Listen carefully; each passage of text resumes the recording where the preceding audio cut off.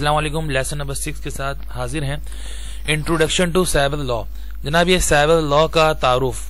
The term cyber law refers to all the legal and regulatory aspects of the internet and its user. भाई, internet के लिए भी कुछ उसूल और कवायद हैं, इंटरनेट के लिए भी कोई ज़ाब्ते हैं इस्तेमाल करने के लिए, और इन ज़ाब्तों पर मबनी जितने उसूल और कवायद बनाए गए हैं इनको हम साइबर लॉ कहते हैं। भाई, साइबर लॉ की जरूरत क्यों पेश आती है, साइबर लॉ की नीड क्यों है? तो भाई, नीड ऑफ साइबर लॉ क्या है? इन्होंने एक मिसाल दी साइबर मर्डर की। कहा कि अ hacker change the value of insulin in a patient online prescription who was admitted in a hospital.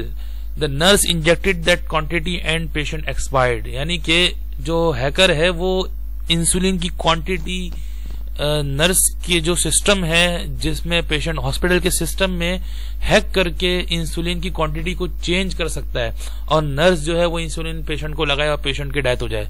यानी ये साइबर मर्डर कहलाता है, यानी डिजिटली ऑनलाइन मर्डर हो गया ये। अच्छा, नीड ऑफ साइबर लॉ पे हम पढ़ते थे।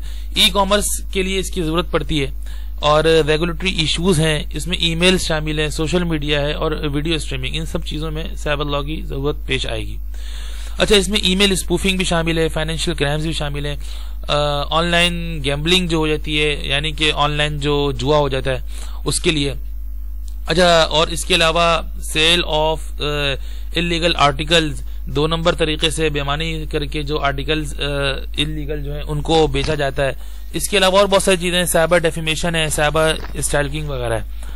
अब जनाब, denial of services attack, trojan attacks जो हमने पढ़ा था, ट्रोजन हॉर्सेस वाला, worms and viruses, data diddling, intellectual property crimes, cyber disputes, यानी कि बहुत सारी चीजें जिनके लिए साइबर लॉ को इस्तेमाल किया जाता है, इन सब चीजों से बचने के लिए। द फर्स्ट रूल जो साइबर लॉ का पहला रूल बना था, मैनेजमेंट इज डेलीगेशन, जो डेलीगेशन बना था, जिसमें मगर आपने ये अप्लाई नहीं करना, क्योंकि ये आप कर नहीं सकते। ये जो कंपनी और गवर्नमेंट ने बनाया है ये उसी में अप्लाई होगा। अच्छा, the rule of law and lawyers, consultancy है, द सब्जेक्ट मैटर एक्सपर्ट है, इसमें a blend of law and technology है। ये 3 चीजें जो हैं, ये लॉयर्स के ये 3 रोल जो हैं मेन है।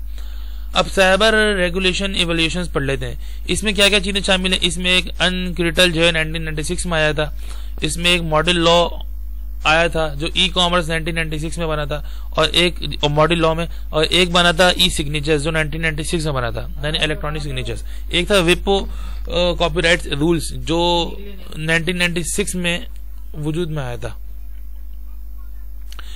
अच्छा जी, साइबर रेगुलेशंस इवोल्यूशन में ICAN यूनिफॉर्म डोमेन डिस्प्यूट जो 1998 में आया था, DMC 1998, EUCD 2001 एंड ITA 2000। अच्छा, द इलेक्ट्रॉनिक ट्रांजैक्शन ऑर्डिनेंस जो है वो 2002 में आया था, and prevention of electronic crime ordinance 2008 में आया था।